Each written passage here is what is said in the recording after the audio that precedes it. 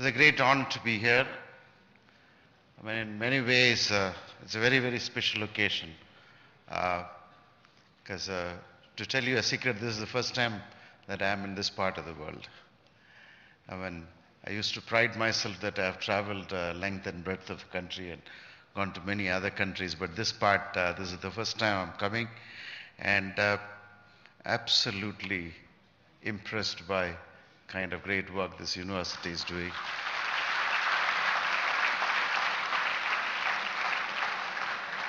And also the scale of operations, the humongous scale of operation of what the university is doing, and I think makes me very happy that we have models, particularly when I heard about the kind of work which they do among the tribals. I thought that it should be a sort of beacon for the rest of the country to do similar, very, very relevant activity. I think it's customary for me to express my gratitude for giving me this opportunity. Professor Anil Bajpai, I'll share one secret with all of you youngsters. We actually studied together and we sat next to each other and tolerated each other for more than a year.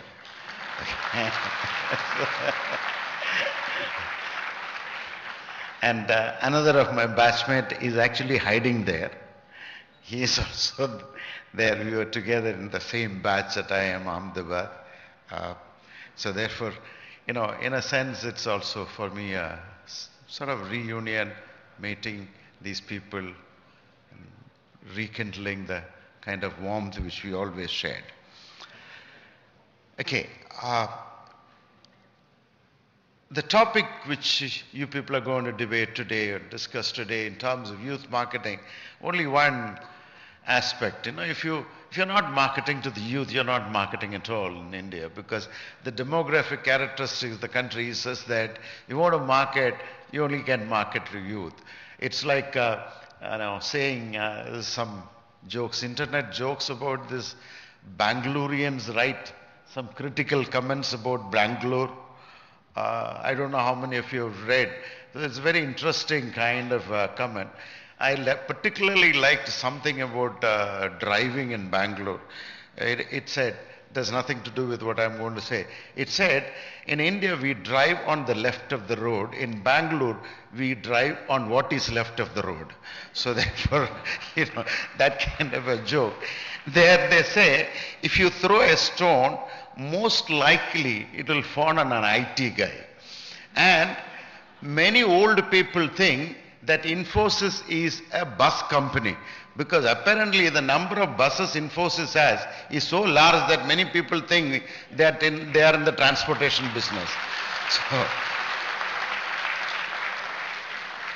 now, if you go to Bangalore, if you go to any of the shopping malls, not only in Bangalore, but other cities, whether it's in Ahmedabad or whether it is in Bhubaneswar, now if you look at, I mean, many times I feel that I'm out of place because, you know, I'm one of those people who don't belong, because the youngsters are teeming in those places. So therefore, the fact is that your marketing activity necessarily is addressing a much younger crowd, period. So therefore, there's nothing called a youth marketing. It is actually marketing per se. The second point I wanted to emphasize is that a whole lot of people, I've seen even empirical articles and a whole lot of speeches where the people say that youth of today is very different. Let me tell you, this is a myth. Youth all the time were very different. Whether my time, you know, if you're looking at when we were in our teens, that was a time when the whole, this flower children and hippie movement and whole lot of rebellion against the society was happening. And we used to pride ourselves in growing our hair shoulder height, essentially because we wanted the elders to say that, why don't you go to a barber shop and get your hair cut? We wanted to irritate those people because we wanted to be different.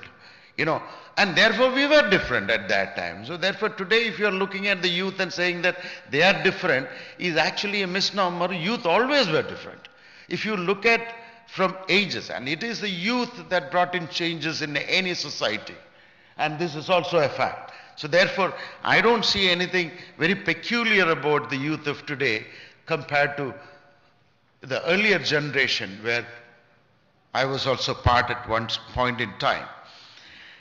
Now, the problem why the difference in the youth is getting accentuated in seminars and talk is essentially because of one disconnect.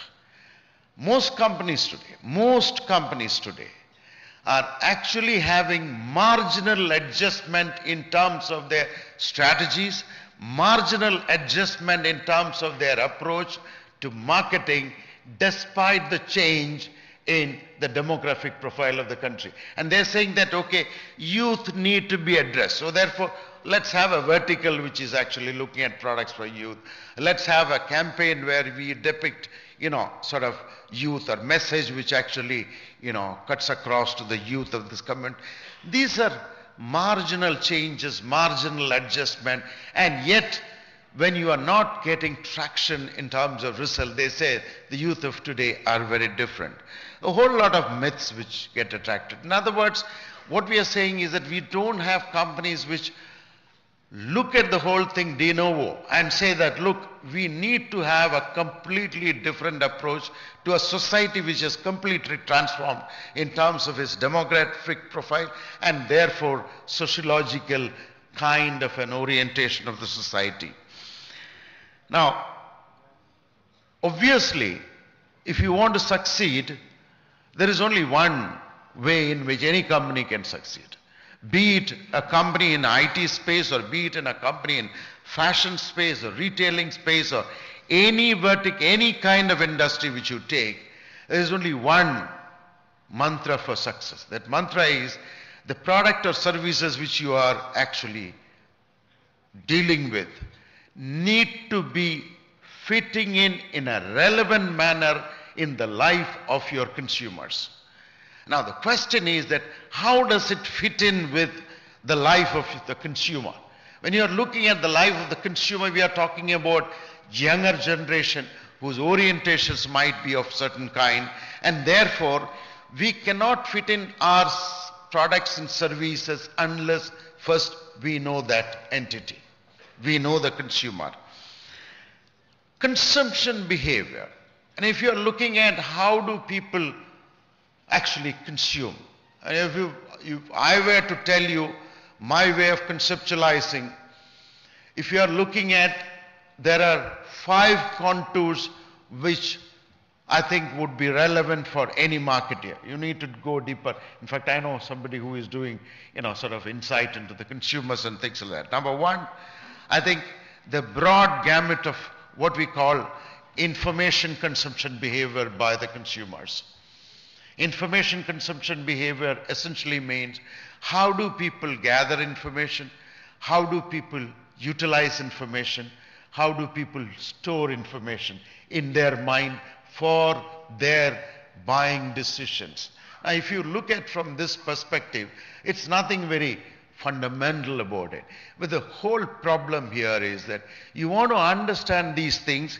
The conventional paper pencil kind of a market research, the conventional focus group discussions which companies do, and the conventional research methodologies which companies undertake or the market research agencies propose are probably not very relevant for this kind of a thing. And the problem is we are trying to stress that irrelevant methodologies to fit in with a situation which demands a fundamental departure in thinking. And that thinking does not happen because managers also are caught in a web of incrementalism. Researchers are caught in the web of incrementalism. What happened yesterday? Linear projection, marginal adjustment. Because this is what is actually the dangerous part. We are essentially talking about a fundamental paradigm shift in terms of the approach. And how many companies have the guts and the courage to take that call? I'm not sure about it. When I look around, I don't see a major shake-up there. Everybody is saying, okay, let's have, who are the people? I know in some of the service organization, they say that let's get some youngsters promoted to this position. Youngsters, the moment they get promoted, they start thinking like the old timers, because their risk aversion is so high in critical position. Correct me if I am wrong. Any single person coming from industry, moment you take up a senior position, you automatically become risk averse. And therefore, you actually willy-nilly tend to be status quoist. And therefore, you can't expect them to have a paradigm shift. Therefore, the model of doing it, even in terms of promoting, is a very conventional way of doing it. Is there a completely different way of doing it? And therefore, information in terms of 3 buckets of information gathering, storage and utilization of the market, we need to study. I don't think that there is any major attempt by anybody to study this. The second one is in terms of what is a pre-purchase behavior of consumers. The whole point which one needs to recognize is that the consumers of today, particularly the youngsters, you cannot push information to them. They need to pull information. The basic behavioral difference, if you look at, why is it so? It is not that when we were young, we also didn't want that. When we were young, when we were 18 something, we also wanted to pull information. But the problem was there was no availability, there was no platform, therefore limited access to information at that point in time. Therefore, we suffered, we being pushed by information on us, and therefore we started acting. So, fundamental behavior has not changed. Today, the advantage is that you have whole lot of information source, therefore people use that information. Therefore, when they take a decision in terms of what product to buy, which brand to buy, where to buy, a whole lot of buying behavior essentially get influenced by information that the market or the consumers pull. And therefore, it has implication for companies.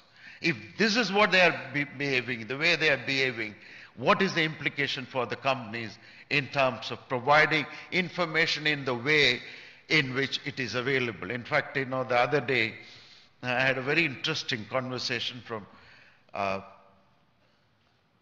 one of our students who, passed out about 3 years back. He's in the US and he wanted a, Skype call with me, and he was into a particular space, essentially a sort of research space. And his team presented to me through Skype what are the kind of things which they are doing. And what is my reaction? I said that, look, if I ask a very simple question, great information, great thing which you're doing, but I ask the question, what do I do with it? If I am a consumer, what do I do with it? So what you're providing is the information in a certain form, certain structure, and I don't know how it is going to impact me in terms of utilizing that. In other words, can you repackage the whole thing and say, you get answer to A, B, C, D questions if you want to be with us. Then I will be interested to do that. And then, I elaborated the whole thing, and then the other person, laughed, said, sir, you have not changed. I said, what? Why did you say that? He said that I remember in the class you say that you are in stratosphere 35,000 feet above the ground level, come down to earth and walk on the terra firma. I remember you telling me that in the class, and what you said just said is exactly what you told me when I was a student. Come down, think.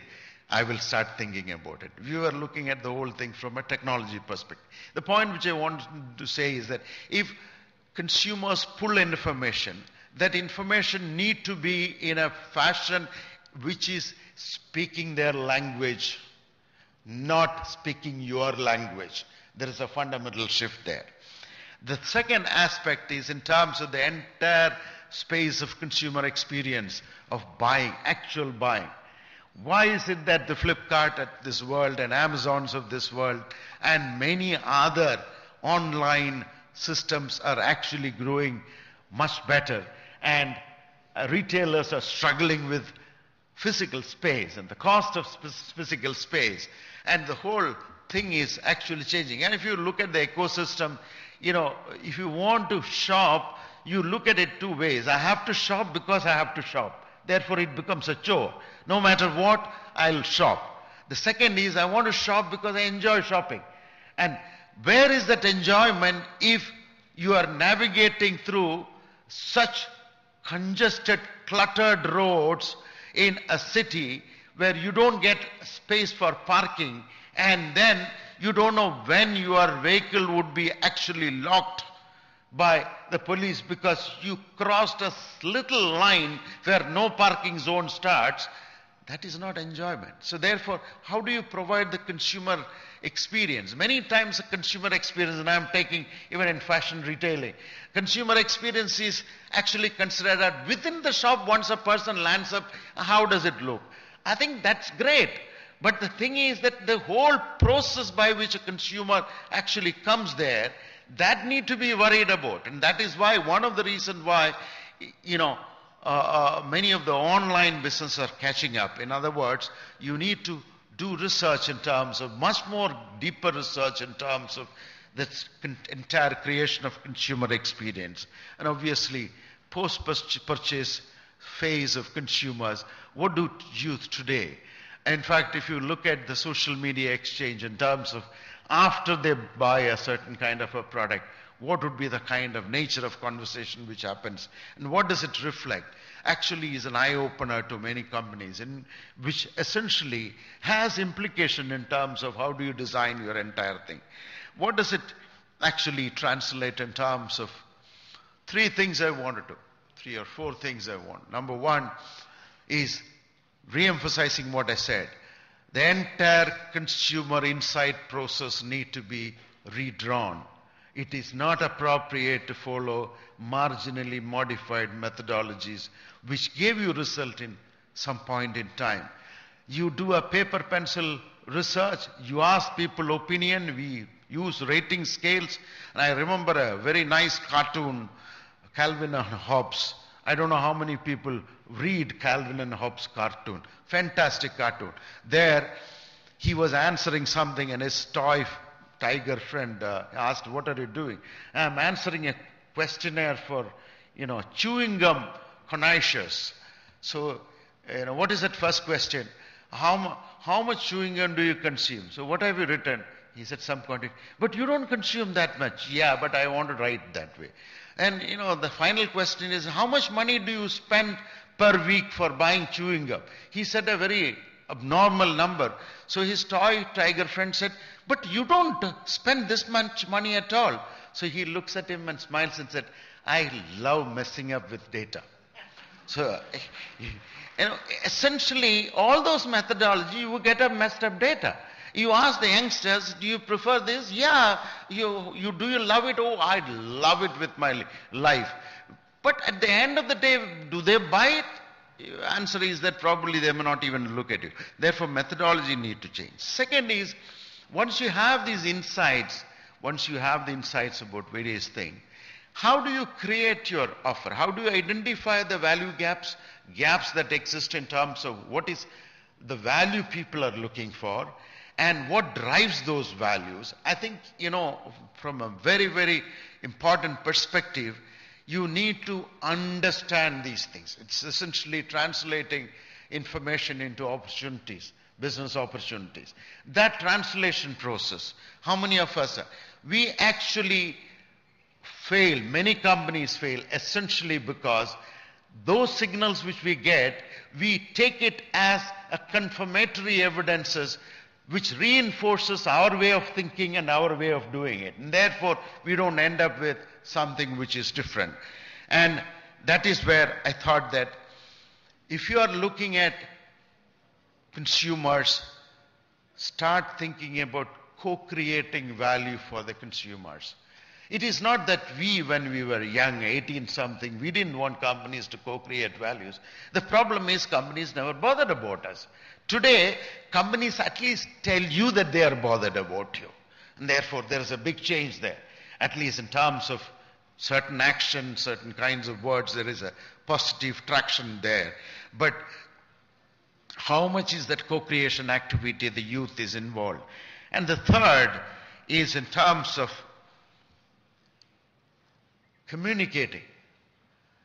When I think the way communication happens there, everybody said, oh, we need to be in the social media. I mean, that is one wild animal I don't think anybody has really understood, except for bundle of statistics, bundles and bundles of statistics which is thrown at you about social media consumption. And really what does that mean in terms of action? It's very difficult. And I don't think there is any expert in this world anywhere who can tell me why some campaigns and some issues go viral and it actually catches the fancy of the population. Nobody knows. It's pure, sheer, there seems to be something. And in fact, there's a lot of research. In fact, if you scan the literature, a whole lot of research is being done on this area, trying to unravel the mysteries of what actually make, or make certain things viral. Now, the whole point which I wanted to say is that even designing the communication media, you think print is now being thought as audiovisual. Now, audiovisual is now being thought as social media. This is again an adjustment in thinking.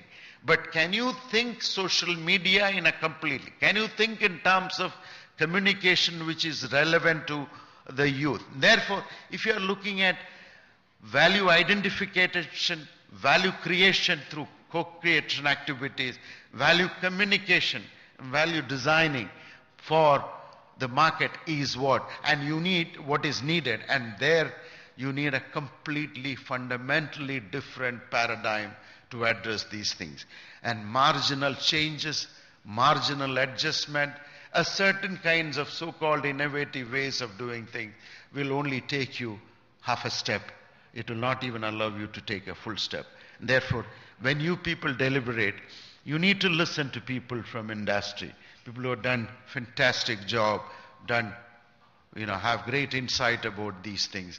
And I think some of them are here essentially, all of them are here essentially because they have been able to challenge some of the ways in which things have been happening.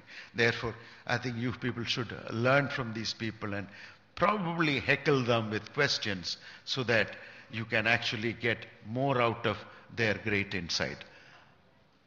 Good luck to all of you, and I wish all of you a great future. Thank you very much.